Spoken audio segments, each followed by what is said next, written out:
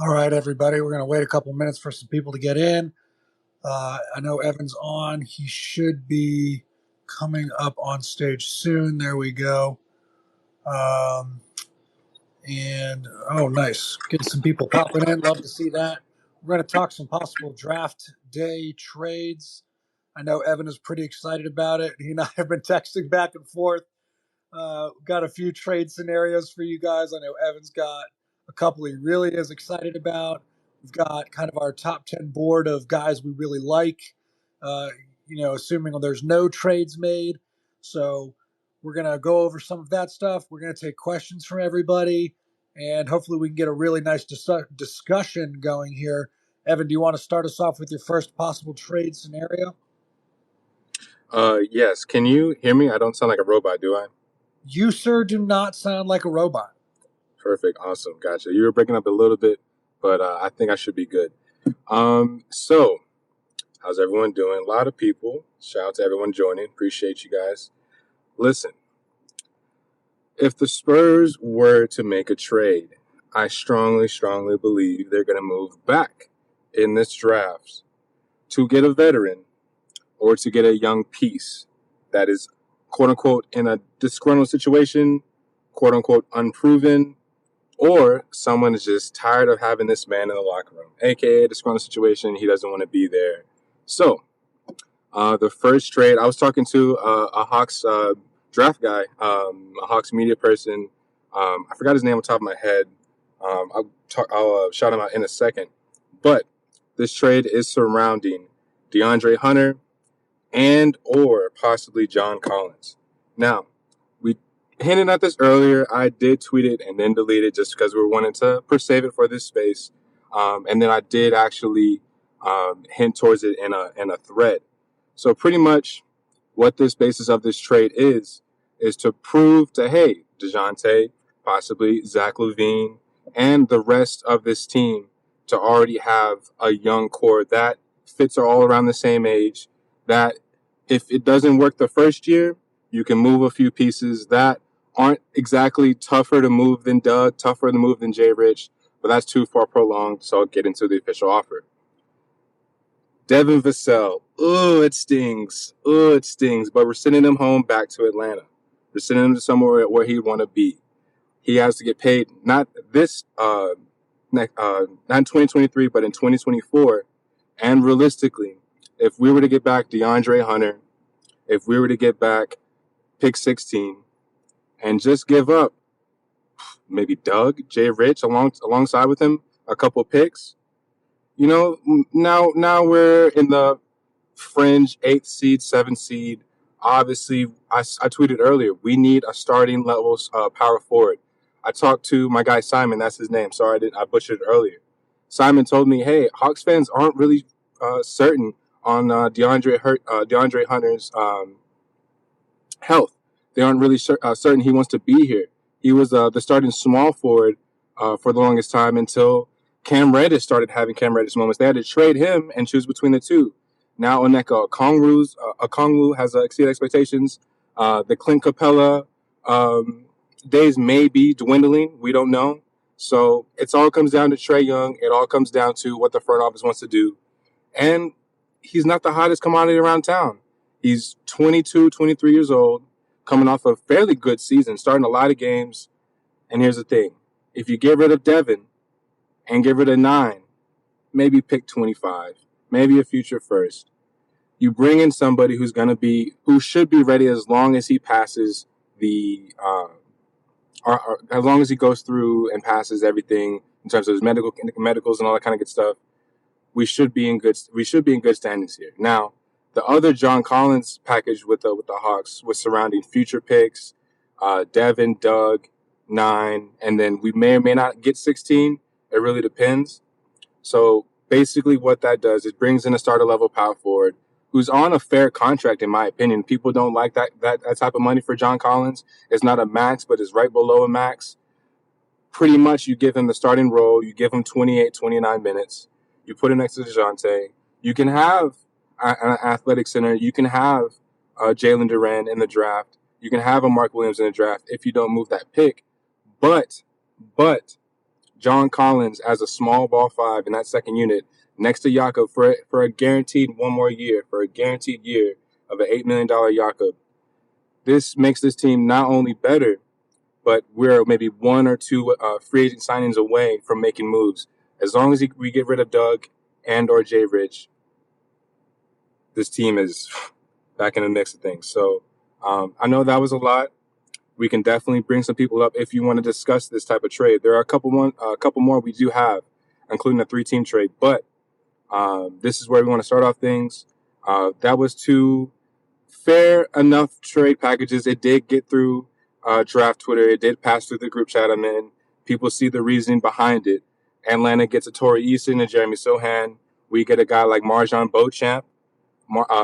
Another wing like Ochai Agbaji that could be a replacement for Devin Vassell, who is somebody who is rotation ready. So, yeah. Go ahead, Ben.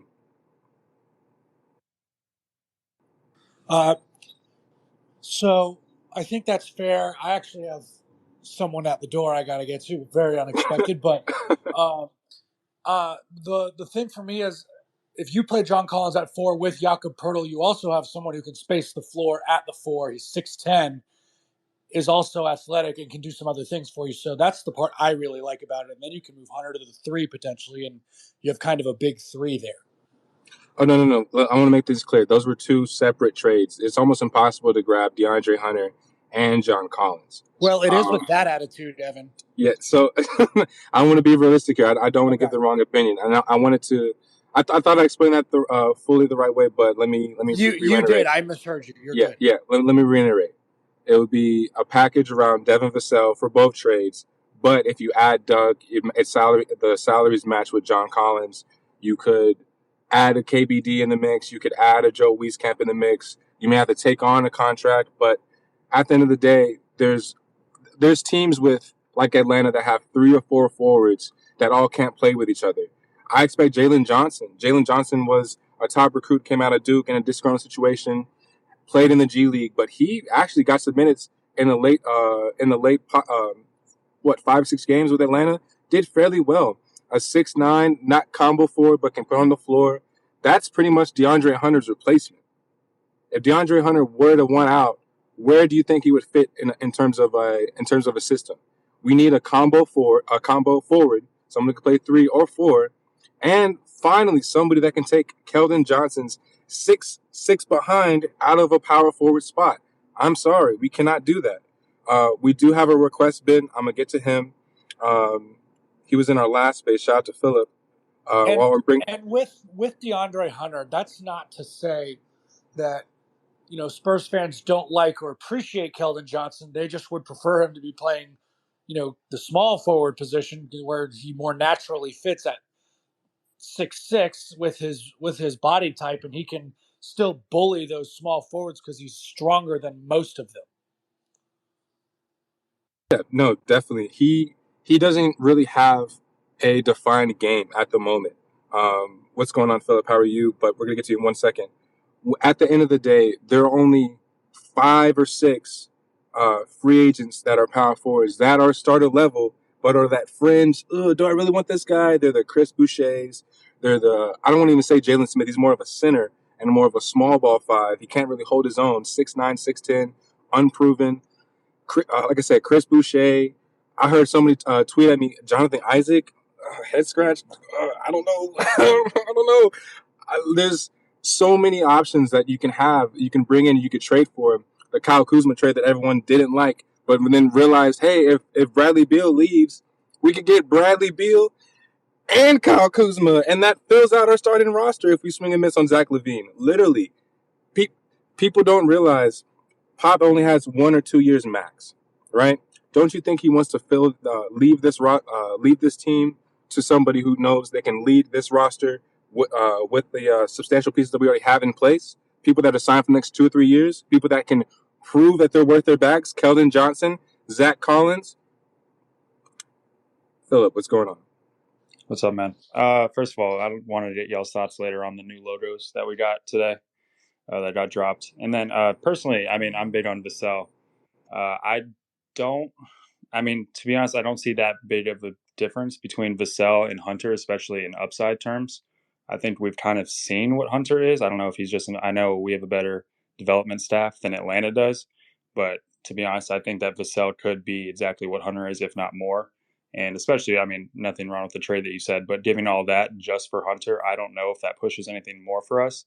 I do. I mean, we talked about the previous trade about packaging the later picks because I just don't want to see any more log jams of, combo guards or wings in our situation, like Lonnie and Primo and those kind of players all fighting for minutes and no one really gets better in a sense.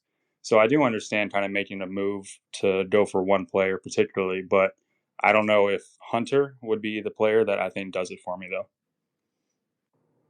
Definitely. No, I definitely appreciate that. And when it comes down to it, you have to think of what other teams are trying to get rid of and that fill what they need. Devin Vassell is the combo guard forward, the isolation wing that has 2 years of high value that you can either move to impress somebody or package to for another team as long as you give it 60 days. Atlanta would love someone like that because that makes Bogdan Bogdanovic expendable. That makes guys like Dylan Gallinari expendable. I see what you're saying. We do have one more request. Is my guy Tritton. We're going to bring him up. But when it comes down to it, I don't think that if we give up 9, maybe another pick. I don't know. I don't want to say this year's, maybe next year's first round, which has more value to it. I know a lot of people don't understand that, but next year's draft is way deeper than this year's draft. Way deeper. So, yeah. So if we were to give up 9, Devin, another pick, and we were to get back 16, high value 16, Ochai, Marjan, EJ Liddell, hey, and DeAndre Hunter, that would make a lot of sense to me. We want to keep you up here, and we do have to answer your question about the logos. I personally, I'm like 50-50 on them. I have to see them on jerseys, I guess, or what they really stand for. I know that's a 50-year anniversary. We'll probably get the black and white throwbacks. But Ben, what's your opinion? I'm a bit indifferent. It's kind of, if you think about it, it's really a classic Spurs move. They're very traditionalist logos. They're not crazy. They didn't really think too far out of the box, and that's really what the community of San Antonio has come to expect from the Spurs. Nothing crazy there. I mean, you could argue the craziest thing that the Spurs have done is give us Fiesta, and people love the Fiesta stuff. So I mean, if they put those logos in Fiesta colors at some point, I think that would be pretty incredible. I think those would look really sexy. But otherwise, like they didn't, like, I wasn't disappointed, but they didn't, get me super excited about anything. I mean, as long as they're not camo, it's all great. Yeah, I think the camo days are over. I think they heard us loud and clear on Twitter. So we're going to get to Tritton. Tritton joined our last space. What is going on, man? How are you? Hey, what's up, fellas? Evan, going back to your trade, man. Can we keep 9 by any chance? I mean, I hate trading lottery picks. I know you're switching out for 16. I was watching some, and I'm a little behind on my my version of drafting. But I was watching some Tari Eason tape yesterday, man. I almost tweeted you actually, but I got distracted. Man, I think I really like Tari Eason, man. Tari Eason at 9. I really like that pick. But I see what you were thinking, especially when it comes to DeAndre Hunter and John Collins, with the injury history, and then do they make us that much better? Especially coming over from the Eastern Conference, playing in a loaded West. Does that really get us up to 7, 8, that type of thing? Mm-hmm. Or should we just kind of keep going with what we have and betting on improvement and cleaning some things up around the edges as well? Definitely. So I'm gonna attack this from the very beginning. At the end of the day, if you are set in stone on pick 9, you are set in stone on somebody coming in and being rotation ready day one. I was tweeting some guy, I forgot his name, shout out to him, super good guy, I imagine.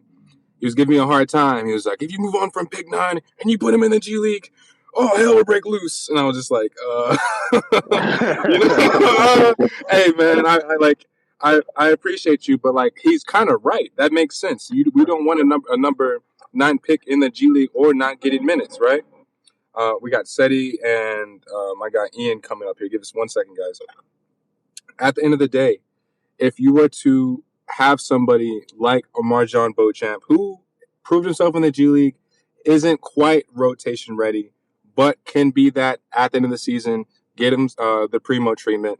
You're looking at an athletic wing that could play 3, 2, and a little bit of 1 that can handle the ball. I don't want to say just as well as Primo, but his athleticism and his first step, Jaden Ivy, like, in a sense, a sonic burst of speed to the lane, trying to get a foul. That's Marjon Beauchamp. I'll talk about him a little later. I like that, and I feel like I'll say this right now, Ben, you may want to cancel me. Marjon is followed by a lot of people in maybe the Seattle area, DeJounte's family, maybe some ties, maybe a promise. We did hear Marjon say, I would love to be in the Spurs system. I would love to learn and sit and wait. I'll be down. I'm in the G League chilling. That's all I Yeah, got to say. I like Marshawn. I like Marshawn too as well. I was looking at him in that 20 range, and he may be gone by then. But I have a list. I need to tweet out my little big board as well. But okay, cool. No, I appreciate it, Ev. I got you. And the one thing I'll end with before we get to Ian and then Seti, when it comes down to it, there's only 2 options the Spurs can the Spurs can go this season. They can get worse or they can get better. Imagine this team swings and misses on every free agent we're stuck with. Marvin Bagley, Isaiah Hartenstein, Kyle Anderson. Is DeJounte happy? Is Keldon going to try and go crazy and have like 20, 25 per game scoring outbursts? Is he going to be worth more than DeJounte? Is that going to screw everything up behind in the locker room? Is Jakob going to be happy? Are we going to be hearing Jakob trades all season? Man, if we don't be aggressive in this draft, which is before free agency, I remind you, is before free agency, we have to impress the people who want to be here, who have proven themselves. Anybody else may not have a lot of time in San Antonio. So we're going to go to Ian and then Seti. Hey, everyone, and thank you for having me on. So I do like your trades. One person I'm very much intrigued about who would be cheaper and would have a lot of impact is Jonathan Isaac. Now, I understand he's had 2 seasons as he hasn't played due to the ACL. But when he did last play, he averaged 2.1 blocks, 1.7 steals. I think that would bolster our defense significantly. We already have experience with players coming off of ACL with DeJounte. Trade packages that I've seen as far as with rumors for him would be 2 second-round picks, Maxi Kleber, and another pick from the Mavericks. But from us, I feel like we can give up pick number 20, our second-round pick from the Lakers, Collins, to kind of help with that salary match. He's someone that I think could really help us out. He shot 34% from 3, so that also is there for us. I feel like, especially with them picking at the top of the draft, they have a ton of 4 and 5 players, and with someone more than likely being a 4 that they're picking, they have a logjam. So I think we can get him for cheap. He would significantly impact our defense, which is where we struggled the most this year. And also he's capable from 3. So I think he's cheaper. He's an option that I would be willing to risk a few picks for. I don't think he's worth the 9, obviously, but I think due to his injuries, we can get him for a lot cheaper. Thank you. Evan, let me take this one real quick. As someone who grew up in Orlando and is a semi-Magic expert, everything you just said is totally accurate. Jonathan Isaac can be had on the cheap for sure. Like a 20 and a second rounder, you are totally right there. Maybe you get in a third team and they make, you get a little weird with your trade, or you need a third team to facilitate whatever. There is one fundamental reason why I don't think the Spurs would ever go after a guy like Jonathan Isaac.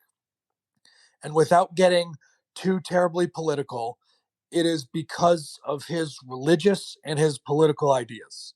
He is a major anti-vaxxer, and with the way Greg Popovich has talked about the vaccine and about science and about medical stuff, I just do not see a scenario where those two get along and have a decent working relationship. If anybody else was the coach aside from maybe Steve Kerr and a couple other people, that is a trade that I would agree with you is on the table. But honestly, for that one reason alone, I just don't think that will ever happen. But you are totally right in saying that he can improve the defense. If he's healthy, he can stretch the floor a little bit and he would be an improvement. But again, I just think for that one reason, the Spurs just wouldn't even look at him. Yeah, and those are valid points. I actually hadn't read too much on his ideologies or his religion, so those are points I haven't really looked into. So thanks for sharing that info. We need Drew Timmy. Did he just say that and dip on his own? He did. That's impressive. Listen, that's hilarious. As someone who has been like the biggest Drew Timmy fan the last 3 years, I don't hate that. But also use your second rounder pick on him if you're really going to do that. No. Let me 6'11". So, that's another discussion. Let me give a 10-second discourse and update about how well Drew Timmy has played.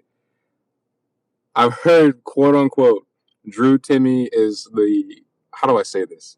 He is the Caucasian version of a Hooper as a center position. He is playing these 5-on-5 scrimmages and looking like he has a bag. But I don't think that translates well in the NBA. I've seen step back threes. I'm seeing sidestep mid-range, which doesn't really make a lot of sense from a Drew Timmy standpoint, but I want fans to remember how well Jakob Poeltl looked knocking down threes, knocking down movement shots back at when he was going through the combine. That tape, I may even tweet again to remind a lot of people how that looked. But we're gonna go to Seti, and the last guy just dipped, so we're gonna go to Seti, and yeah. Yeah, so real quick, Evan, man, I missed the first part of it, so I think I missed most of your trades, but anyway, because you know how I am, bro. You know how it's like. I'm already pissed off. The shit hasn't even happened yet. Like following the Spurs, man. Like I'm already kind of like bracing for them to do like the most just basic, vanilla, boring, complacent thing ever. But on the off chance that doesn't happen, so did you include in a scenario where we package both of these picks and do something with them? Is there any kind of scenario like that? So this package was Devin Vassell, as I bring in more people. Devin Vassell, pick 9, and possibly another pick. Don't really know the leverage. Don't really know where it is. Pick 38, maybe a future first for DeAndre Hunter, and pick 16. Pick 16 is in a range where you can grab EJ Liddell, Marjon Beauchamp, Ochai Agbaji, and grab a wing that is rotation ready, and that's where that tier kind of levels off for guys that may need to spend time in the G League, may need be in the bench guys, or have somebody that can come in and give you 10, 12 minutes a night to start off with in October and November. That's where Marjon, who has G League experience, who has said, hey, I would love to play for the Spurs. I would love to sit and wait and earn my role. And I did say earlier, I'll say it again. There's a lot of people. I'm not gonna cap. I don't know who DeAndre Hunter is. Oh man, DeAndre Hunter. What's the best comparison to him? He's a combo. Go ahead. He's a combo forward for the Hawks. Played at Virginia. Has been on and off the court because of injuries the last 2 years, I'd say. But when he's so you want to gut our team for a motherfucker? I'm sorry, I know y'all already said. You want to gut our team for a player who can't stay on the floor for the past 2 years? No. So he ended the season fairly well. He had a great playoff run, but the one thing that pretty much played into the scenario was that there's a lot of forwards that the Hawks have. Jalen Johnson, Onyeka Okongwu, Danilo Gallinari. Who's about to get paid and who's the most unproven? Maybe we need to move him for another asset maybe like to get in the Torrey Eason, Jeremy Sohan sweepstakes, that is DeAndre Hunter. Now, if we were to land DeAndre Hunter, you plug him in at the 4. No more Keldon Johnson at the 4 unless it's a small ball lineup, right? You still have Jakob Poeltl. You still can pick either 20 or 25 as long as we don't package that. Or, Seti, or we go out and get John Collins. John Collins will have to have a Doug McDermott attached to Devin. I like Collins. We're sending Devin back home to Atlanta. Sayonara, you did well. Peace and blessings. But you have to add more to that. You have to add a future first, possibly pick 20. We do want pick 16 back because that's so important to get at that last fringe guy that can be rotation ready. I would love Marjan or Ochai.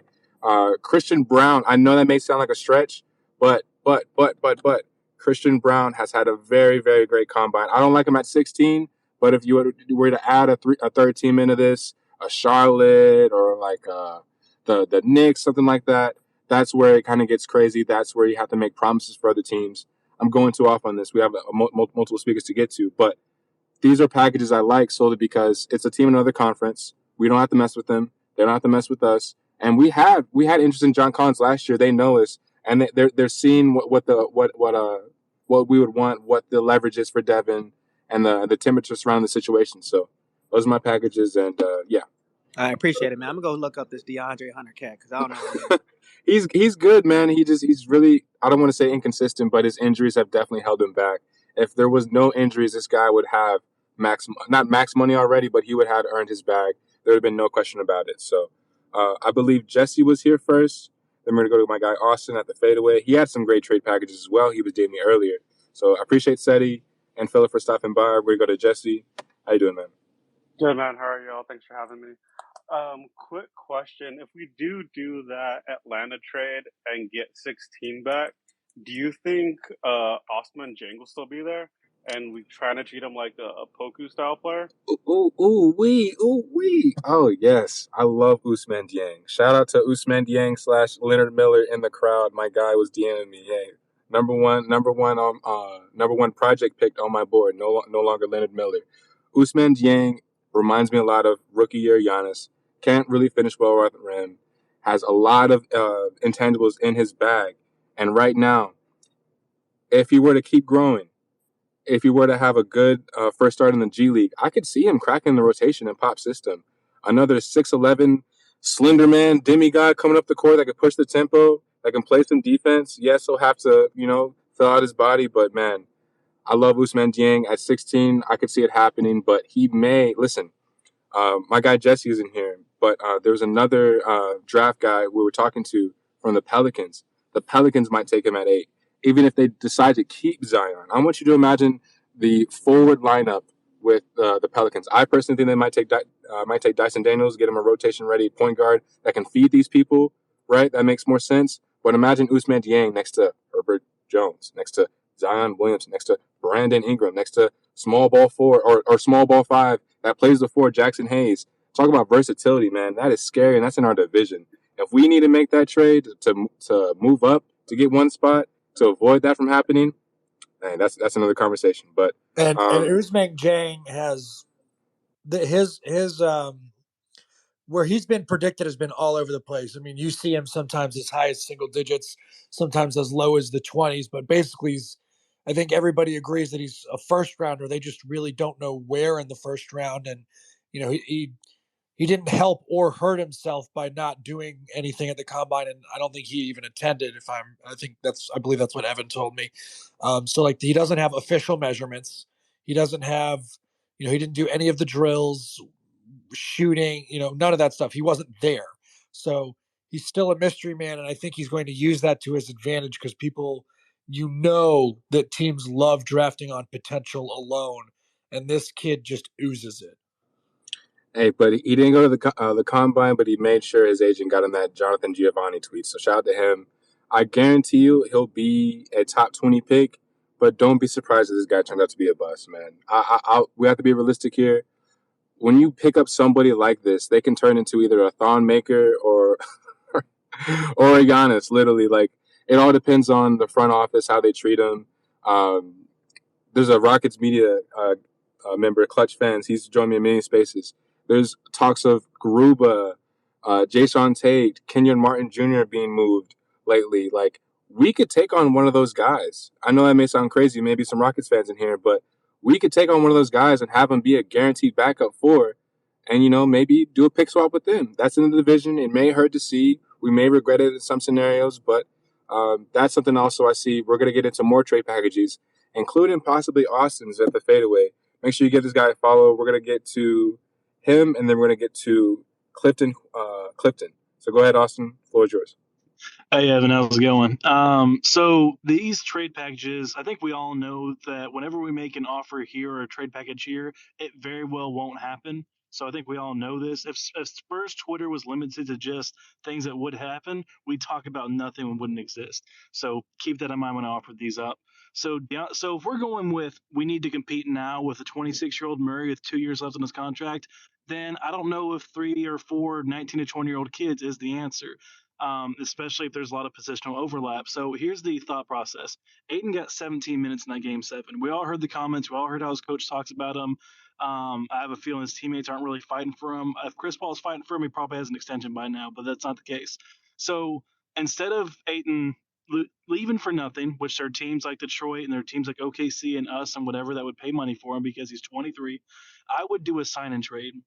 And there's that rumor that, hey, the Suns like Eason. They like Tari Eason, right? It's like, okay, cool.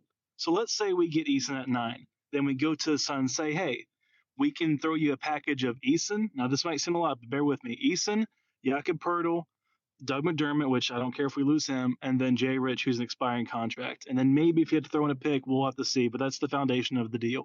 Yak gives him a day one starter at center that can do about 50 to 60% of what Ayton does. Jay Rich is a great 3-and-D guy for him, another wing defender, kind of like maybe even a better version of Jay Crowder. Doug's a shooter, but that's mostly contract filler, and Easton's the young kid who they want, who might be Jeremiah Grant light, maybe. But he can shoot, he plays defense, all that good stuff, and they're interested.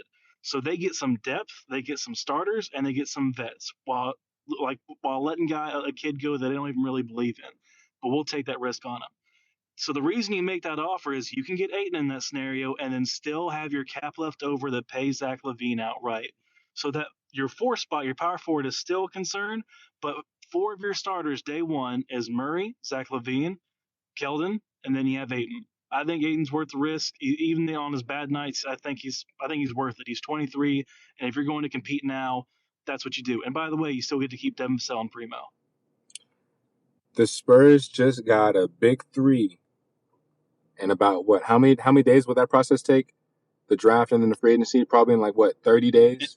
In 2K, it takes 5 minutes. So no, that's okay. But listen, when it comes down to it, the one thing that I'm not for sure on is this: if other GMs get wind of this trade, sure. Are the Suns really? I know this is one organization at a time here. But are the Suns going to be reluctant to sell the farm, as in DeAndre Ayton and maybe another guy to match salaries or to make sure we have enough room on this team? Man, the Suns don't get worse. They might lose on Cam Johnson in free agency this year. That's been known. They'll probably bring back T.J. Warren. That's been a rumor lately, right? But let me tell you, man. If Zach LaVine can shut his mouth and Clutch Sports can finesse, that's a hard thing to do nowadays. Under the table, a lot of stuff that people don't know about, a lot of the incentives, the under the table, the under the table handshakes, aka cash apps. You know what I'm saying? Taco Tuesday, right? So that I can't believe I said that, but literally, when it comes down to it, does Clutch Sports have enough for that, and do they have enough love for the Spurs? Do we? In that scenario, do we even bring back Lonnie for the MLE? He signed the Clutch. Literally. I think you use that MLE for the 4 instead, but yeah, that's an option. I think use that $9 million for a 4 if you can find one in free agency. And then all it comes down to is taking forwards with the rest of the picks in our draft. Right. EJ Liddell's, he's 6'7", but let me remind people, EJ Liddell jumped the highest in his group as a Eric Pascal build but fatter and can shoot better than Draymond, can get to his spot. Yes, his little mid-range push shot is a little ugly. Looks like he's setting a volleyball up. Rashawn Holmes has his push shot. Jakob Poeltl has his floater to heaven. EJ Liddell has this little volleyball-like little push to the rim, but it goes in. And I love it. I like him. I like Jake LaRavia at the 4. I like John Butler and I weigh more than John Butler. Like, you know what I'm saying? Like, I'm a really skinny guy, and I would rather have John Butler on this team, 7'1", a demigod that we can fill out, a Ousmane Dieng type of build, right? Rather than another guard, rather than someone in the 20s, a Trevor Keels, who got a first-round promise apparently, which is surprising. I like Jaden Hardy, don't get me wrong. I've seen the Jaden Hardy to the Spurs linked a lot. I don't think that makes sense because he's not a combo guard. He's more of a 2. Unless we move on from all these guys, I don't see that happening. But Austin, that was a great package, man. I definitely appreciate you. And one, you guys got to make sure that when you think about these trades, think about the scenarios that teams don't want to prevent other teams exceeding them, other teams passing them. Utah and Portland might suck this year, right? The Suns know, hey, if we make the Spurs better by giving them this deal, we're gonna have to worry about them maybe in the first or second round. You know what I'm saying? So, but if they don't believe in Ayton, then I guess they won't see that as much of a loss because they, like I said, they played that kid 17 minutes into Game 7, everything on the line.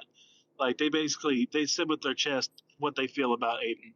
And I think with our player development, he's worth it. And if you're one of those Spurs fans that say, oh, we can't move Vassell, we can't move Primo, I don't think anyone's untouchable.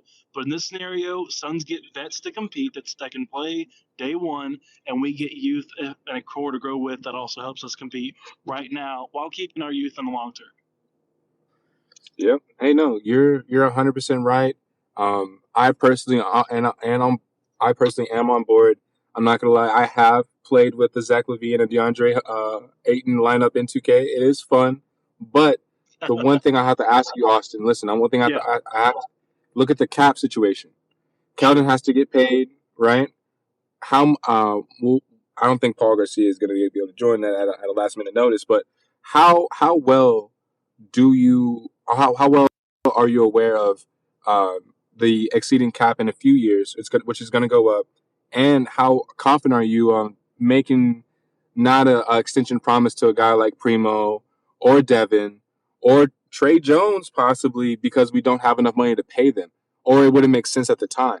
Are you willing to make that risk? And listen, that team, that lineup, first 8 would be amazing. The first 8 will make us a 5 and 6 seed barring injury, right? In a crowded Western Conference. The Nuggets are coming back healthy. The Clippers are coming back healthy. The Pelicans, hey, they keep Zion. I mentioned their forward combination lineup. As long as they get a pass first point guard, that is money, man. And that's in our division. God damn it. So let me tell you. I mean, you bringing those teams almost makes me like, yeah, then that means we need to double down on competing. If that's the goal here, if the goal is not to compete, Murray's 26, so you need to have that conversation with them. If you want to rebuild. If you want to compete. But no more half-ass. No more. Let's fight for the 10 seed. You either compete or you rebuild. No more being the Pacers of the West. We don't want to do that. That's exactly what I said on a podcast earlier. That is hilarious, bro. We're the definition of mid. And that is bad. Nobody besides people who are unproven, who want to get a bag, and who want to boost their overall, not even like fame or anything like that, but just their morale. Like players that aren't really anything in this league. That there's no place for that in the Spurs right now. There's no reason to sell. No. So and right now you earn your minutes. I mean, the vets are gone, DeMar's gone, Rudy's gone, Mill's gone, LaMarcus is gone. You earn your minutes. If you don't earn those minutes, sorry, we'll replace you. Like KJ, he'll probably stay. We own these guys' bird rights, so we can go over the cap, and the cap's supposed to go up over the years. But right now, you get what you earn. And I'm sorry, but like for example, if Trey Jones outplays Primo, you got to beat him for that spot. Devin, if you want your minutes with Zach LaVine and KJ here, you got to fight for those spots. Be more than just a 3-and-D player. You can't just show up the last 2 weeks and in that playing game. Like for here on now, you got to earn your minutes because we got other kids out here that are already earning theirs. And if that doesn't work, we'll figure it out. We're gonna roll with the talent because right now it's raising that ceiling and not finding minutes for guys whose ceilings might be just a starter. And by the way, as the salary cap or the payroll as it looks right now, there is no There's only one person. I'm sorry, that's not true. There's 5 guys who are restricted free agents: Lonnie Walker, Devontae Kaycock, Joe Wieskamp, DJ Stewart Jr., Robert Woodard III. There's probably only 2 of those guys the Spurs are really considering bringing back, and it might be Lonnie and Joe Wieskamp. And frankly, Right. they could let Lonnie walk. I mean, that's been a big I'm fine with topic of that. discussion. There's a team option The for first 6 Richardson year, I as know he well had for a great 13 million. I think Lonnie had a good few, like 2 weeks, but Lonnie's first 60 games this season, it was like 11-2-2 on 41-31 trash. Sorry, it is. I vouch for Lonnie.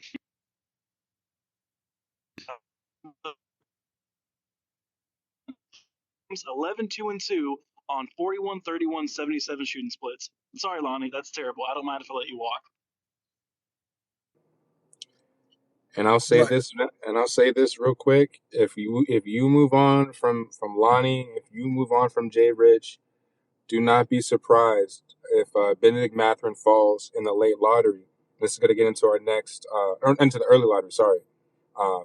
This is going to get into our next trade, which probably be our last trade unless people want to join us on stage. We'll discuss.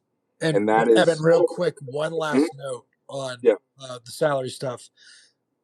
So Josh Richardson, I think, has a player option for the next year. And if he turns it down, he becomes the UFA.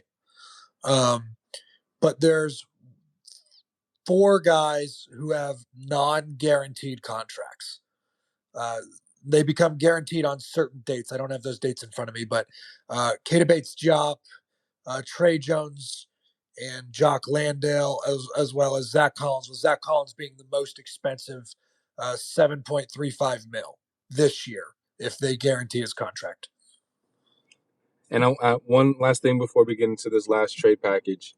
The people that are on team options, those are team options. That's a Zach Collins. Hey, Zach Collins, if nobody wants you, and if we can't add you to our pick, like I said, we're gonna need that $7 million back. I'm gonna need that on some TI. Let me snatch that chain back. I need it.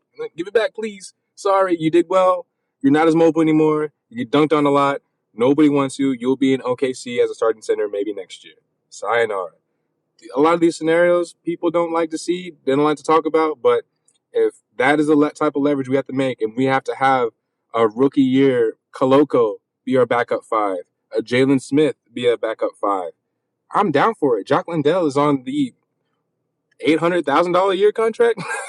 Hey, shout out to you. Shoot a couple threes for us, knock them down. We appreciate you, man. Thanks for being here. He loves being here.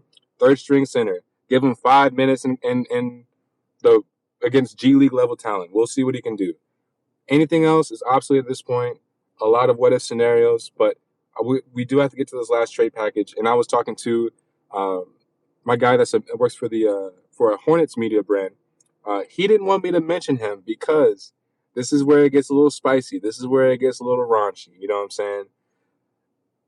The PJ Washingtons of the world, the Torrey Easons of the world, the Jamie Sohans of the world, these guys are all around the same, not value, but same level of hype, same level of worth to a front office. PJ Washington may or may not like being in Charlotte anymore. Definitely is due for a bag. He played next to Keldon Johnson. Let me remind you. He played next to Keldon Johnson at Kentucky. And one trade I had that we were discussing were to be Jakob Poeltl, PJ Washington, pick swaps, and near or around mixed with the it's not Gordon Hayward, it's not James Bouknight, but it's JT Thor. JT Thor is the perfect power forward for this team that you can place and give maybe 8 or 9 minutes with, not next year, but another year in the G League. I don't know a lot about the statistics and what he can bring right now that will convert, but if you were to add him to the mix and just add a few picks, we get a starter level power forward. We could play small ball 5. We do have to have a promise from DeAndre Ayton, a promise to get a starter level center, a Nick Claxton, someone like that, already set in stone, or draft Jalen Duren, or draft Mark Williams at 9. But that is the deal. It's basically a 2-for-1, but we have to give up maybe a future first and maybe a pick this year. We didn't really quite figure it out. We didn't finalize it. He didn't message me back before he had to go to work. But in a sense, that's what it is. And, you got to think of the situations. You got to think of what they can provide. And both teams need another reset. Both teams are in that playing level tier. We don't know what we are. We have to please our star point guards. Yeah. So there's no one joining us on the stage at this moment. If you did want to request, feel free to stop by right now. Shout out to my personal friends that are actually here joining us. Shout out to people that have DM me questions. If you do not have a fallback from me, please just let me know. I did actually exceed my limit today, but I will make sure to get back to you so you can DM me, so we can make something happen, man.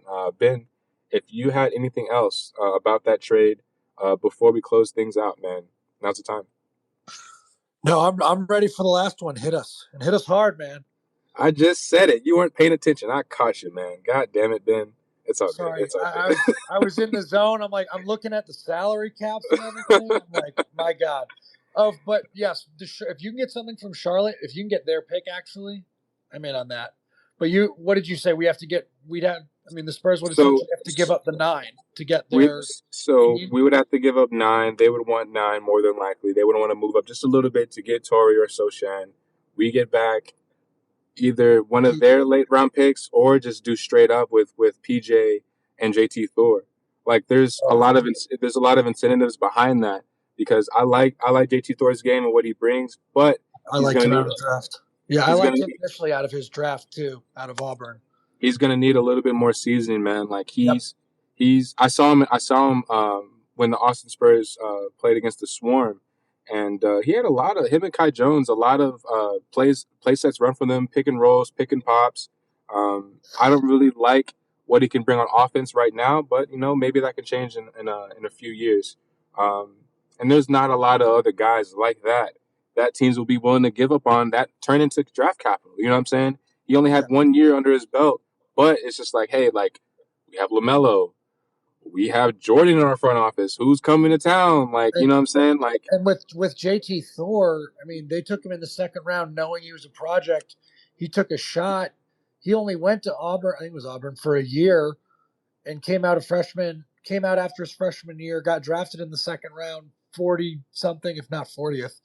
And I think he's been playing well for their G League team. That's a guy who's going to be very cheap on your payroll as well. Oh, yeah. And when you think about it, there's not a lot of power forwards out there that are like low risk, high reward type of guys that you can bring in.